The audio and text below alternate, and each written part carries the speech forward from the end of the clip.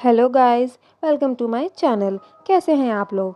आज हम एक चाइनीज़ रोमांटिक ड्रामा का एक्सप्लेनेशन करने जा रहे हैं। इस ड्रामे का नाम है the science of falling in love. I hope आप लोग को ये बहुत पसंद आने वाला है। तो बिना किसी देरी के सीधा चलते हैं वीडियो के एक्सप्लेनेशन की तरफ। आज के ड्रामा की फीमेल लीड का नाम है शू चंग। वो एक यूनिवर्सिटी में बायोमेडिकल इंजीनियरिंग की स्टूडेंट है, लेकिन वो अभी अंडर ग्रेजुएट है और अभी तक सिंगल है। एक इंजीनियरिंग यूनिवर्सिटी में होने के वजह से वहाँ बहुत लड़के होते हैं, लेकिन कहीं ना कहीं सू चंग को उम्मीद होती है कि उसे कॉलेज में अभी तक कोई ना कोई लड़का तो मिल ही जाएगा। उसके कॉलेज में 80% लड़के तो अपने करियर बनाने में बिजी रहते हैं, लेकिन 20% लड़के डेटिंग करने में इंटरेस्ट लेते हैं। लेकिन वो 20% लड़के एकदम डम होते हैं, बिल्कुल भी इंटरेस्टिंग नहीं होते हैं। कुछ समय ऐसे ही गुजर जाता है। फिर उसके बाद सू चंग ने डिसाइड किया कि अब वो सिंगल नहीं रहेगी। उसके बाद एक एनुअल पार्टी होती है। उसने सोचा कि वो एनुअल पार्टी में किसी न किसी का दिल तो जीत ही लेगी, लेकिन वहाँ भी ऐसा नहीं हुआ। वो पार्टी में 2-3 लड़के के पास जाके कोशिश करती है, उनका नंबर लेने का कोशिश करती है, लेकिन वहाँ कोई और लड़की आ जाती है उसकी जगह, तो ऐसा नहीं हो पाता है। उसकी कोशिश नाकामयाब रहती है और अब वो सोचती है कि वो ये सब चीज़ छोड़ देगी और अपने स्टडीज़ पर फोकस करेगी, और वो अपने पढ़ाई में थोड़ी सी वीक रहती है। यही सब सोचते सोचते उसको रात में सोने में देरी हो जाती है। फिर सुबह उसकी नींद बहुत देरी से खुलती है। उसकी फ्रेंड उसको बुलाती है और बोलती है कि जल्दी आओ वरना एब्सेंट लग जाएगा। वो जल्दी से जल्दी तैयार होकर अपनी साइकिल से जाने की कोशिश करती है, लेकिन वो रास्ते में ही उसकी साइकिल की चेन उतर जाती है और पीछे छूट जाती है। और वो रास्ते में ही खड़े होकर सोचने लगती है कि अगर वो चेन लेने जाए पीछे तो उसकी अटेंडेंस छूट जाएगी, और अगर ऐसा नहीं हुआ तो वो चेन चोरी हो जाएगी। उसी समय हमारे मेन लीड हीरो की एंट्री होती है। वो अपने बाइक पे आ रहा था और पीछे से चेन उठाते हुए उसके पास पहुंचा और उसके हाथ में चेन पकड़ाते हुए गुजर जाता है। उस लड़के ने शू चंग को इग्नोर किया, उसे एकदम भी भाव नहीं दिया, लेकिन शू चंग के दिल में कुछ कुछ होने लगा। साथ ही साथ उधर शू चंग की फ्रेंड्स बहुत परेशान थी, क्योंकि अटेंडेंस शुरू हो चुकी थी और ये प्रोफेसर बहुत ही स्ट्रिक्ट था और उन्होंने स्ट्रिक्टली होके कहा था कि जो भी जिसका भी 80% से नीचे आएगा वो उसे फेल कर देंगे। जब शू चंग की अटेंडेंस की बारी आती है तब उसकी फ्रेंड पीछे से यस बोल देती है और उसी समय शू चंग क्लास में आ जाती है और वो भी यस बोल देती है, तो इसका मतलब डबल अटेंडेंस लग गई। फिर शू चंग बहाना बनाती है कि मेरा गला खराब है इसलिए 2 आवाज़ें निकली, लेकिन प्रोफेसर भी कोई पागल नहीं था कि समझ ना पाए। उसने बोला कि अगर अगली बार किसी ने ऐसी गलती की, अटेंडेंस को प्रॉक्सी करने की कोशिश की, तो मैं अटेंडेंस को 0 से मल्टीप्लाई कर दूंगा। अब जब तक लेक्चर ख़त्म नहीं हुआ तब तक शू चंग उसी लड़के के बारे में सोच रही थी, उसी के ख्यालों में खोई हुई थी। उसे तो उसका नाम तक नहीं पता था। उसकी फ्रेंड पूछती है कि वो कैसा था, तो वो बोली कि वो हेलमेट पहना हुआ था, उसे शक्ल भी ठीक से याद नहीं है और वो उसके बारे में कुछ जानती भी नहीं है। उसके बाद वो सारी फ्रेंड्स अपने लिए लैब सेलेक्ट करने चली जाती है, क्योंकि क्रेडिट टास्क के बगैर उन लोग की ग्रेजुएशन कंप्लीट नहीं होगी। वहाँ रजिस्ट्रेशन के लिए बहुत ज़्यादा भीड़ होती है। सुजैन की सारी फ्रेंड्स आगे रहती है और वो खुद पीछे। वो अपनी फ्रेंड्स के पास आगे जाना चाहती थी, लेकिन इतने में ही इतनी भागदौड़ हुई कि वो सीधा नीचे गिर गई, किसी के कदमों में लपट गई। वो कोई और नहीं, वो वही लड़का था जिससे वो रास्ते में मिली थी। अब वो तो उसे देखती ही रह गई जैसे कि कोई सपना हो। अब हमारे हीरो उसे बड़े ही प्यार से उठा के खड़ा करते हैं। फिर वो अंदर चला जाता है। सुजैन ये सब के चक्कर में बहुत लेट हो गई थी और वो अंदर अप्लाई करने सबसे लास्ट में पहुंची। फिर वहाँ अंदर जाने के बाद भी वो उसी को ढूंढ रही थी और इसी के चक्कर में उसका रजिस्ट्रेशन किसी भी लैब में नहीं हो पाता है। और फिर वो दुखी हो जाती है और सोचने लगती है कि उसकी तो किस्मत ही खराब है। फिर उसकी फ्रेंड्स लोग उसे समझाते हुए कहती है कि कोई बात नहीं, तुम कुछ दिन बाद और ट्राई कर लेना। कहीं न कहीं तुम्हारा काम हो ही जाएगा। फिर वो उसी लड़के के ख्याल में चली जाती है और सोचती है कि आज वो उस लड़के से दूसरी बार मिली। ये कोई कोइंसिडेंस नहीं है। साथ ही साथ सोचती है कि उसकी और मेरी किस्मत में कुछ तो है। उसके बाद वो एक बुक स्टोर में जाती है। उसी बुक स्टोर में वहाँ पे एक मॉनिटर रहता है और वो उस मॉनिटर की तरफ देखती है। उसको उसी मॉनिटर में वही लड़का सेम दिखाई देता है फिर से। फिर वो देखने के बाद उसी रूम में जाती है जहाँ वो लड़का होता है, लेकिन वहाँ पहुँचने के बाद भी वो लड़का कहीं और चला जाता है। फिर वो वापस से मॉनिटर में देखने जाती है और वो लड़का कहीं और होता है। फिर वो ऐसे ही 2 से 3 बार करती है। फिर लास्ट में उसको किसी रूम में उस लड़के का एक कार्ड मिलता है, जिसे देख के वो बहुत खुश हो जाती है। वो कार्ड में उसका नाम देखती है। उसका नाम शायू है और वो उसी की यूनिवर्सिटी में पीएचडी का स्टूडेंट है। जिस बुक शेल्फ में उसको उस लड़के का कार्ड मिला था, उसी बुक शेल्फ में एक मिस्टीरियस आंसर बुक पड़ी थी, जिसे वो पूछती है कि वो लड़का अभी इस वक्त कहाँ होगा। वो उससे उसको जवाब मिलता है कि वो तुम्हारे पीछे, और जैसे ही वो पीछे मुड़ के देखती है, वो लड़का उसके पीछे ही होता है। अब वो लड़की भी उसकी तरफ देख रही थी और लड़का भी उसकी तरफ देख रहा था। लड़की ने उसकी तरफ स्माइल किया, लेकिन वो लड़का उसे इग्नोर करके वहाँ से चला गया। फिर शू चैंग यही बात जाके अपने फ्रेंड्स लोग से शेयर करती है और उसकी फ्रेंड्स उसे बताती है कि वो इस यूनिवर्सिटी का सुपर जीनियस है और बहुत सी ग्रेड्स को स्किप कर चुका है। उसने MIT से ग्रेजुएशन कर रखी है और वो अभी वर्ल्ड यूनिवर्सिटी में पोस्ट ग्रेजुएशन कर रहा है। उसके बाद अगले दिन आपको पता है क्या होता है? अगले दिन वो रास्ते के बीच में खड़ी होकर उसका इंतज़ार करती है। वो सामने से आ रहा होता है और उसके आगे बाइक रोक देता है। वो उसको अपना कार्ड दिखाती है और वो जैसे ही अपना कार्ड देखता है, वो उसके हाथ से लेकर अपना कार्ड रख लेता है। फिर वो लड़की उससे उसका नंबर मांगती है। फिर वो लड़का कहता है कि मैं तुम्हें जानता नहीं हूँ, तो मैं अभी अपना नंबर तुम्हें क्यों दूँ।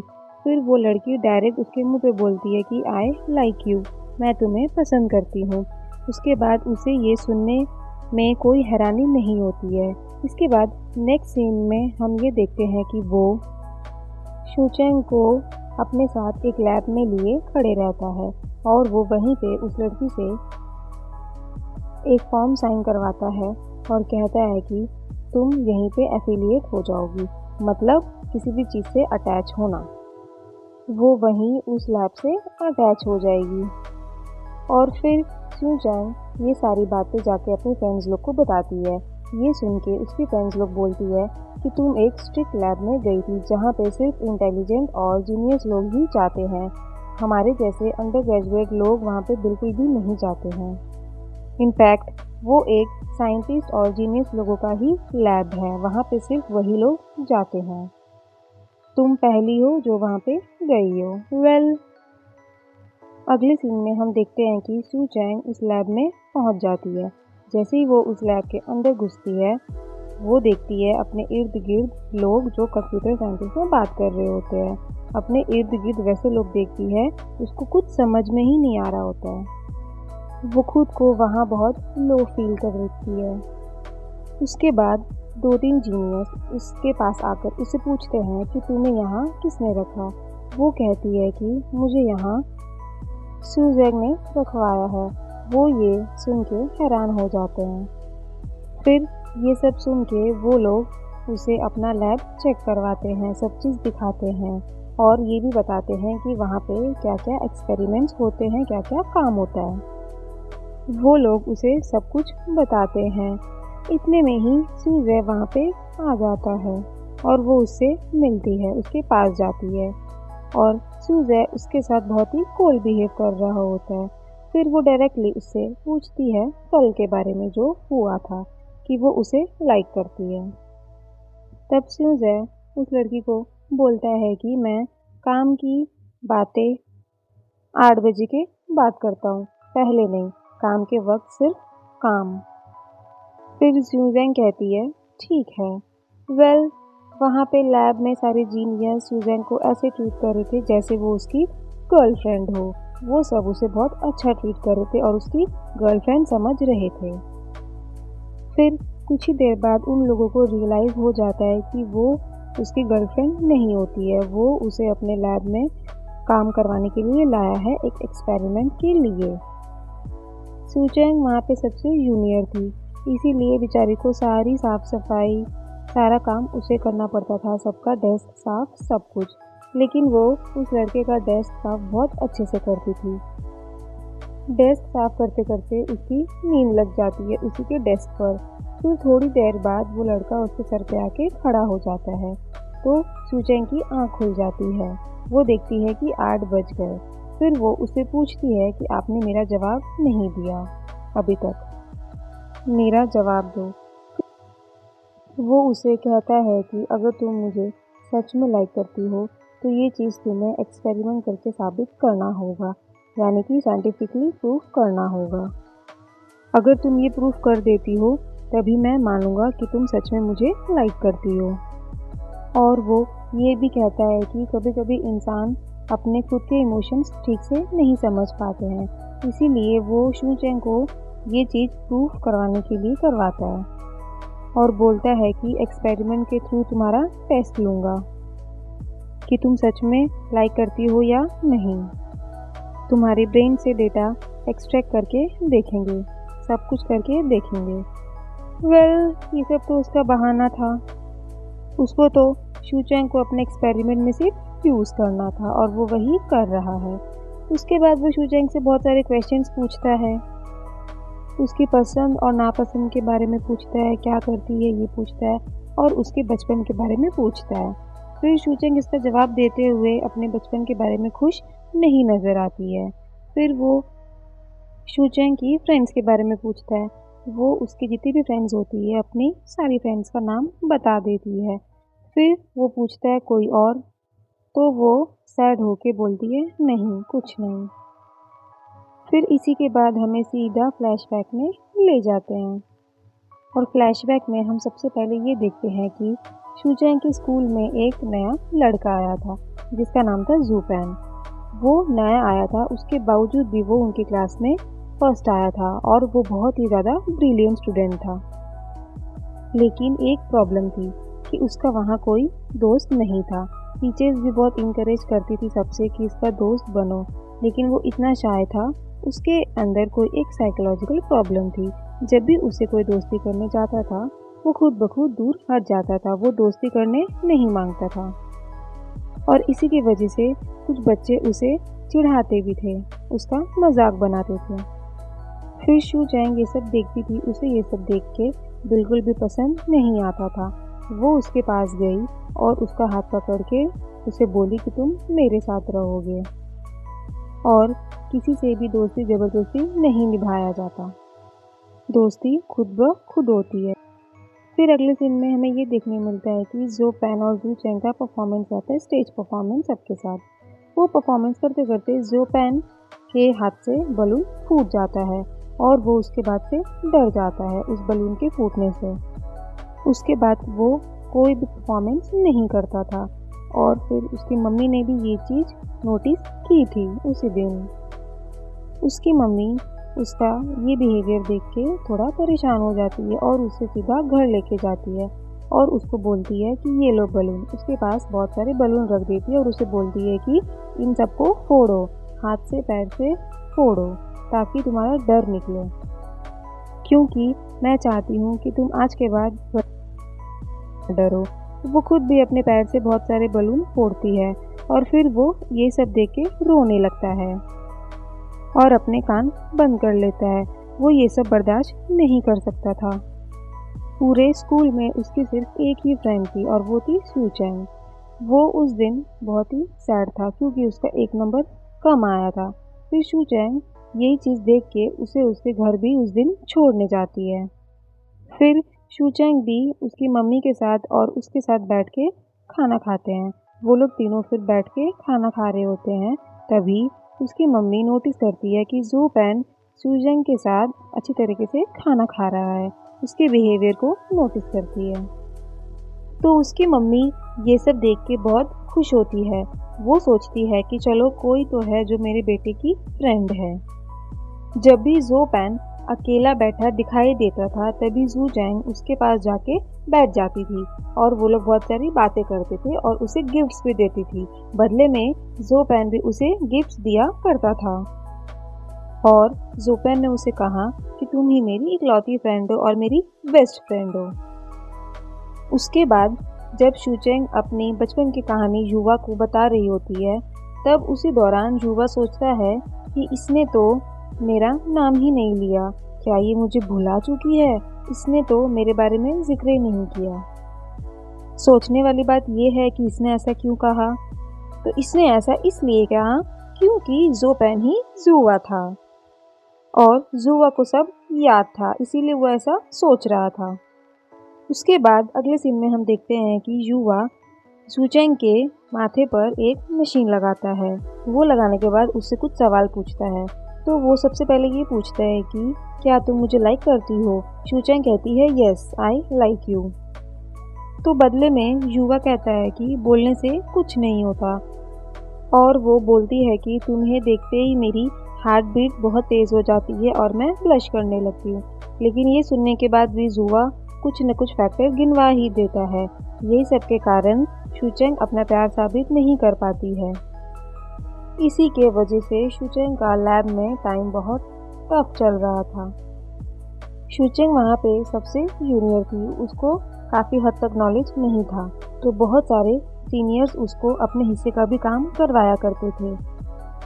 एक बार एक सीनियर ने उसे अपनी केमिस्ट्री लैब साफ़ करने के लिए बोली। अब वो बेचारी क्या करे, उसने वो केमिस्ट्री लैब अच्छी तरीके से साफ़ की और वहाँ टेबल पे 2 ऑरेंजेस पड़े थे, वो ख़राब थे, तो शूचेंग उसे फेंक देती है। उसके बाद उसका सीनियर आता है और चेक करता है, वो टेबल पे वो ऑरेंजेस उसको नहीं दिखाई देते हैं।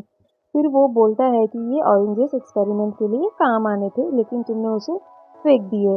अब वो सीनियर मुझे बहुत डांटेगी, वो बहुत डेंजरस है। यही सब सुन के शूचेंग डर जाती है। फिर वो मार्केट में जाती है और वही सेम 2 ऑरेंजेस लेके आने की कोशिश करती है। फिर वो ले आती है, रास्ते में आ ही रही होती है कि वो फ़ोन चलाते चलाते उसके पीछे से एक लड़का आता है, बड़े ही प्यार से उसे बोलता है और उसका फ़ोन छीन के ले जाता है। फिर शूचेंग उसके पीछे पीछे चिल्ला चिल्ला के भाग रही होती है। तब एक लड़की ने उसकी हेल्प की थी। वो लड़की सामने से उसके मुंह पे पानी फेंकती है तो वो चोर बाइक से गिर जाता है और फिर वो उसे अपने काबू में करके शूचेंग का फ़ोन ले लेती है। तब तक शूचेंग वहाँ पे आती है, फिर वो लड़की उसे उसका फ़ोन देती है। यही सब देख के शूचेंग बहुत खुश होती है और वो हैरान रह जाती है और वो उस लड़की के बारे में सोचती है कि वो कितनी स्ट्रॉन्ग है। शूचेंग उस लड़की से पूरी तरीके से इम्प्रेस हो जाती है, लेकिन वो लड़की शूचेंग को समझ जाती है कि वो कितनी डम्ब है। उसे उसका फ़ोन ही समझ में नहीं आ रहा था कि कौन सी पॉकेट में होगा। उसके बाद हड़बड़ी में वो लड़की चली जाती है। शूचेंग उससे बात तक नहीं कर पाती है क्योंकि वो बहुत हड़बड़ी में रहती है। वो उससे उसका नाम तक नहीं पूछ पाती है। इतने में ही शूचेंग के बगल में उसका एक मॉनिटर खड़ा था जिसका नाम वू था। वो भी उस लड़की के बहादुरी से बहुत इम्प्रेस हुआ था। उसके बाद शूचेंग लैब में पहुंचती है और वो देखती है कि वो डेंजरस सीनियर वही लड़की है जिसका नाम होता है शीशी, और वो सबके सामने वहाँ पे वो अपने ऑरेंजेस के बारे में ही पूछती है कि मेरे ऑरेंजेस कहाँ गए, किसने हटाए। उसके बाद शूचेंग बेचारी डर डर के सबके सामने बोलती है कि ये रहे आपके ऑरेंजेस, मैंने वो ऑरेंजेस ख़राब थे ये सोच के फेंक दिए। वो बहुत ही डरी हुई थी। उसके बाद उसने वहाँ सॉरी भी कहा। फिर शीशी उसे देख के बोलती है कि मैंने तो ये पहले ही देख लिया था कि तुम काफ़ी डम्ब हो। वहाँ पे सबके सामने उसकी इंसल्ट करती है। इसके बाद हम नेक्स्ट सीन में देखते हैं कि युवा और शूचेंग एक रोमांटिक सीन कर रहे होते हैं। वहाँ पे युवा शूचेंग के क्लोज आने की कोशिश करता है और शूचेंग की हार्ट बीट बहुत तेज हो जाती है। युवा धीरे धीरे शूचेंग को दीवार के पास लाके उसे किस करने की कोशिश करता है। इतने में ही बीच में एक सीनियर आके बोलता है कि बेटा रेडी है। हमने सारा डेटा रिकॉर्ड कर लिया। इसी के साथ हमें ये देखने को मिलता है कि उनकी सारी टीम पीछे ही बैठ के ये सब रिकॉर्ड कर रही थी। वो लोग एक लव एक्सपेरिमेंट कर रहे थे। वो लोग ये देख रहे थे कि लड़की को कॉर्नर में लगाने के बाद क्या होता है। उन्होंने देखा कि पल्स रेट बहुत बढ़ गई थी, हार्ट बीट भी बहुत तेज हो गई थी और उसका बॉडी टेम्परेचर भी राइज हुआ था। वो लोग जहाँ पे रिकॉर्ड कर रहे थे वहीं पे पीछे शीशी बैठी थी। शूचेंग उसे देख के बहुत डर जाती है। एक्चुअली उसके मन में शीशी के लिए एक डर बैठ गया। जैसे ही वो शीशी को देखती है उसकी हार्ट बीट फिर से तेज हो जाती है, दिल धड़कने लगता है। वहीं पे बगल में खड़ा युवा उसे बोलता है कि तुम्हारी हार्ट बीट तो शीशी को देखकर भी तेज हो रही है, इसका मतलब क्या तुम शीशी को भी लाइक करती हो? उसके बाद शूचेंग सोचती है कि ये सब तो बहुत ही मुश्किल काम है। उसके बाद वो युवा को चैलेंज करती है कि मैं तुम्हें एक दिन साबित ज़रूर करके दिखाऊंगी कि मैं तुमसे ट्रू लव करती हूँ, यानी कि सच्चा प्यार करती हूँ और मैं तुम्हें सच में लाइक करती हूँ। इसी के साथ पार्ट 1 यहीं पे ख़त्म होता है और हमारे चैनल पे पार्ट 2 बहुत जल्दी अपलोड होगा। अगर आपको हमारा ये वीडियो पसंद आया हो तो इसे लाइक कीजिए और हमारे चैनल को सब्सक्राइब कीजिए और अपने थॉट्स हमारे कमेंट में लिखना ना भूलें। तब तक के लिए बाय बाय, टेक केयर।